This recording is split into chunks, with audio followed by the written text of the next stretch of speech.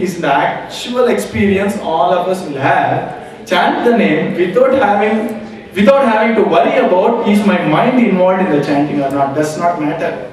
How do you say so? Vedas, Puranas. Sanketyam parihasam stobam helanamevava. Even there is something called a secret code, Generally my parents used to have that code. I was not supposed to drink coffee. When my aunt used to come home, my mother used to speak in code words to say coffee is ready in the kitchen. It took me 3 days to understand what they are talking, though I didn't show it to them. It's called Sanketya Bhasha. Sanketya means indirect. Sanketya means secret code. Even if you refer the names Govinda, Gopala for something which has nothing to do with divinity, you chant Govinda, Gopala, your account has increased by 1 there. Sanketya. Generally in South India, we have this wonderful habit. If you fail in exams, what do we say? Govinda. And do you know how this Govinda Naam came into being? Though it is a timeless Naam, Bhagavan Sri Krishna, poor little kid, 7 years of age, lifted a mountain, stood with the mountain on top of his head for 7 days. As a prize, Indra came and said, Govinda, that's your name. Because you protected all this goats, all this cows, and the cow herds and cow herdesses. So now Indra gave Krishna as the name Govinda after 7 days of rigorous work by Bhagavan Sri Krishna, and now we use that name for horrible things. I failed in exam, Hare Govinda. What happened? I bought a lottery sheet, Govinda. Why? There should be some spiritual reason for that also, isn't it? There is a beautiful spiritual basis. Spiritual basis is, I should have chanted Govinda before my exam. I did not. No, I am doing it after I failed. If I had chanted it earlier, I wouldn't have failed. If I had chanted the names of the Lord and got into an endeavor, I would have been successful anyway. But since I didn't do it, let me do it at least right now so that I can be better later. The second reason is, right now it is not in my hands. Govinda, he has to take care now. Generally, I have seen that, there are 2-3 temples in Chennai. I did a little research. I tried to find out when does the student community come to the temple maximum. 2 years since I worked. I worked for 14 years, then I quit 2 years back, and then I spent my time trying to understand what's happening in the society. Because when I have to talk, I have to understand the needs. When the exam dates were announced, about 5% of the people go to the temple. Exam, announce ho gaya, let me at least get the blessings of the Lord. And when the exams actually start, before the first exam, another 5%. After the first exam, there is a next jump, 15%, so 25% over. After the exams are over, there is about 50%. And I was wondering, when will the next 50% come? It was when the results are due tomorrow, Everybody thronged to the temple. That's when they become the most devotional. The fervor is unimaginable. Because now they know nothing is in their hands now. Even before the results are announced, I have seen people hoping that the answer paper will burn or somebody will come and do something. The question paper was out, so re-examined. All these stupid hopes still linger. But the moment they say tomorrow results are coming, then they all rush out there. The psychology being, only when we know that there is nothing in my control now, we repose complete trust there because we don't have an option. So many people used to wonder, he was such a great devotee, why is he getting all the problems? He is such a nice guy, you see how much problems he is facing. Our Swamiji gives a beautiful answer. He says, when Bhagavan saw that he is going to face problems, for him to mitigate the problems, he gave bhakti. Understand this. It is not by bhakti he got problems. The problems, the intensity of the problem affecting the person reduces drastically if you are a bhakta. To an extent that even if it's death, bhakta is so happy. An example, in Tirupati, our Balaji temple, there was this very close disciple of Bhagavat Ramanujamji. His name was Anantalvar. Such a great devotee, such a great, one who serves his Guru, Guru Bhakt. He was doing all the various works in Tirupati. For him, sadhana is Guru Seva, that's it, nothing else. While he was digging a well, a snake came and bit him. Then he went on with the work.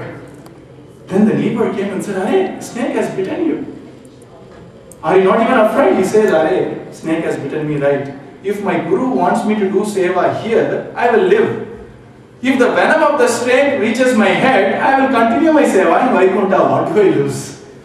See the strength he has. And of course, nothing happened to him. And doctors say that 90% of snake bite cases die because of fear. The venom is very minor. That's what I heard. So that is the power a bhakta will have because of his faith. Faith is something very, very difficult to get, but we can develop it. So here what happened is, when we keep on chanting the divine names, when we get that faith, only then we can repose complete confidence in Him. Till that point of time, we say, let me work with you, my Lord, let's work this out. It's a joint effort between me and you. This is my plan, tell me what you can do, But when we understand things are beyond me, then we give the 100% handle to Him, then things are it happens perfectly. It was an eye-opening experience because of a video game. There was this little kid in Sydney, his name is Namadev, that's his real name. And they were my hosts. He's a third grade kid and he is so much interested in video games. And my guru taught me a very important lesson in that video game.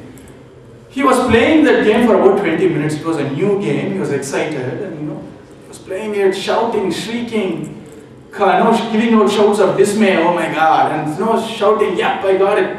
After 20 minutes, I went around asking what happened. He says the game is not ending, but it's very interesting. Then I tried playing the game. I found that the game was in demo mode. The game was in demo mode, and it so happened that he pressed some buttons, something clicked in the demo mode. He thought he was the one who was controlling the game. Game was happening parallelly. He was pressing buttons parallelly, and in the meantime, he was happy for a few minutes. He was sad for a few minutes. Game was just running in demo mode. Believe it or not, our lives are like that only. Very difficult to believe, isn't it? Prahlada Swami in Bhagavatam gives us a very simple, logical explanation why we should understand this. The moment we understand this, rest will happen naturally. Prahlada Swami says, Arey, you are so much worried about things. Did you ever worry or did you ever plan for your failure? Did any cancer patient plan that after 50 years I am going to get this cancer? Arey, when cancer can come without your planning, why don't you think that good things can also come without your planning? Then he gives a second logic. How many percent of your works have happened because of your plan? How many of us planned a visit to the temple today? How many of the things happen as per our plans? About 1%. How many things happen as per our plan? 1%. How much percent of our plans work out? 1%. Very poor correlation.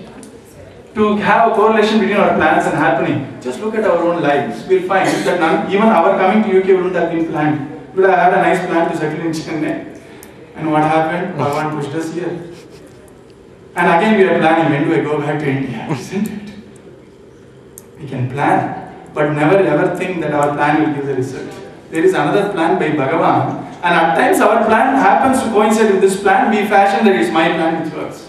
It's the truth. You may not accept, you may think I'm talking nonsense, does not matter. If you coolly look at our own life, this is what has been happening to us. We have all been playing the video game of our life in demo mode. Ramana Maharshi gives a very beautiful example. He says, your life is like a read-only CD presented to you. You can't control any scene there. Enjoy the scenes, play the scenes, and what you need to do now, just do it. Be happy, that's it. Does not mean that, it's not licentiousness is not being prescribed. He says there is a fact of life that there is no control. Bhagavan has the control. Allow him to control. Anyway, he is doing it. Don't fashion, I am controlling everything. That is called prapatti, sharanagati. That is called parabhakti. That is jnana. That is yoga. That's everything. Now, how do I get there? Nama Sankirtan. Is there any living proof for that? I can give you a big list. You name a saint, I'll tell you a song or a work he has written which supports Nama Sankirtan. Now, Purandardas Maharaj goes one step ahead and he says, Narajanma bandaga nalige iruvaga Krishna enabharade. Till we are living in this life, till the last moment, keep chanting Krishna. How do I chant Krishna? Shalyana Shatrasa Tinna Triptavanagi Krishna enabharade. Enjoy your meal. Involve all the 6 rasas in your meal. Don't cut off anything in your meal. Enjoy your life. But chant Krishna now. That's enough for you. Snana